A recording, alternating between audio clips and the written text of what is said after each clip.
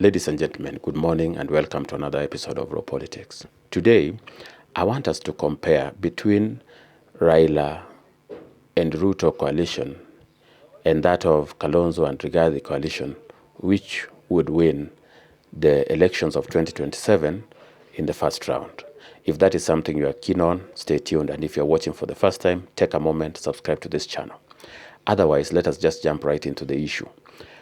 I told you in a video yesterday that Kalonzo and Rigathi, however wonderful their coalition is, they don't have what it takes to win the presidential elections of 2027 unless they incorporate the Luos. If you missed that video, I've linked it here.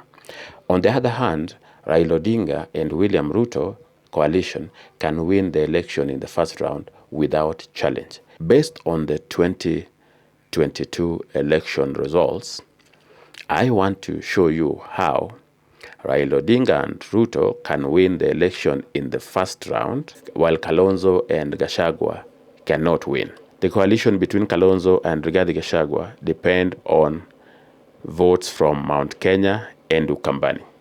Unless they convince other communities to join them, let us work with those figures. We are going to base our analysis on the presidential results of 2022. Based on that, ladies and gentlemen, Mount Kenya as a whole gave William Ruto only 3 million votes. Remember, there are over 6 million votes in that region registered, but they gave William Ruto only 3 million votes. Actually, the turnout, if you are to add whatever they gave Raila, was still about 50%. It was very low. Let nobody lie to you that the turnout was only low in Luo Nyanza. The turnout in Mount Kenya was even worse. Okay? So let's say we go with those figures. Mount Kenya gives Kalonzo 3 million. Because Kalonzo is also not their son. The same reason why they voted for Ruto would be the same reason they will be voting for Kalonzo. They voted for Ruto to punish Uhuru for bringing on Raila Odinga. They will be voting for Kalonzo to punish Ruto for bringing Raila Odinga. So chances are that the turnout will be similar. If we were to go with the last data, you are looking at 3 million for Kalonzo Musyoka from Mount Kenya. Or let's say at most 4 million. Add with the Ukambani votes, Kalonzo will be playing at around 5 million votes. Now, let's come to the other side of Raila Odinga and William Ruto. Raila Odinga got 6.94 million votes in the last election. William Ruto got 7.17 million votes in the last election.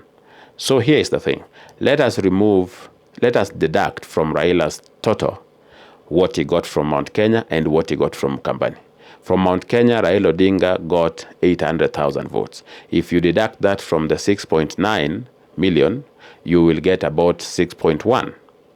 So also deduct Ukambani, including the diaspora. I'll give Ukambani 1.5, though if you checked, it will be less than that.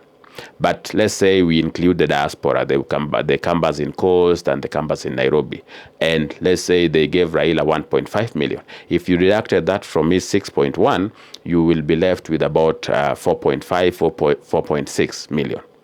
That is what Raila had without the support of Mount Kenya and Ukambani. Let's come to Ruto. Ruto, we deduct 3 million from his 7.2. Okay? And he will remain with 4.2 million votes. So the 4.2 million votes, that means that is what Ruto got without the support of Mount Kenya.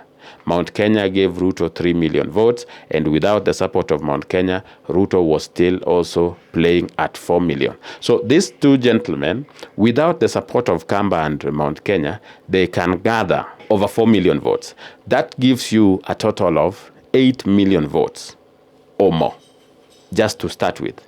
If you combined William Ruto's votes minus Mount Kenya, and you with Raila's vote minus Ukambani and Mount Kenya, you are at 8 million. While if you combine Mount Kenya vote and Ukambani, based on the 2022 results, you are at 5 million. So, ladies and gentlemen, if you look at those, if you compare that, you'll see that William Ruto and Raila Odinga is a combination that wins one touch, while Kalonzo Musyoka and Rigathi Gachagua have to look for external support. Maybe they get the support of Luos, or maybe they succeed convincing Gen Zs to register so that at least they convince Gen Zs to register so that at least boost their numbers. Otherwise, they cannot compete. And this, ladies and gentlemen, explains why you are seeing a concerted effort at making sure that Raila Odinga and Ruto do not stay together. That is why you see people from Mount Kenya saying they are praying for Raila Odinga to fail at AUC, with the hope that once he fails, he will come back and he will vie. Because they have also done these arithmetics and they know that a combination of Raila Odinga and William Ruto cannot be defeated by a combination between Gachagua and Kalonzo Musyoka. You got that, ladies and gentlemen?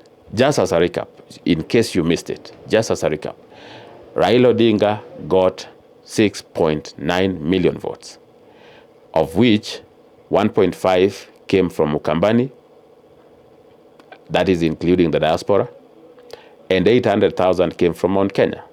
Remove that and Raila remains with around 4.5 million. William Ruto got 7.2 million, of which 3 million came from Mount Kenya.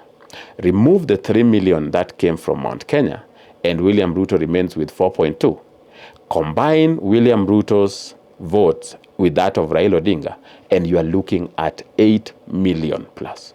So these are two gentlemen that their combined effort gives them a start of 8 million. Okay? 8 million votes.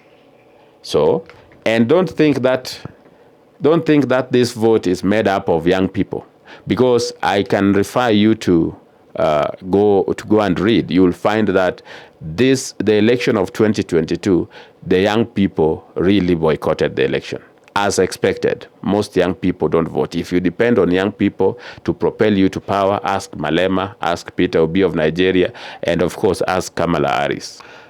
They will be there. Watakuchocha, that is the word here. They will make sure you feel that you can win. But on the material day of voting, young people never come, never show up, unless something drastically happens in 2027, which I don't think, I don't see anything that will happen in 2027. But unless something of that sort happens, the young people will still not play a bigger role in deciding who becomes the president of the country, just like they boycotted the 2022 election.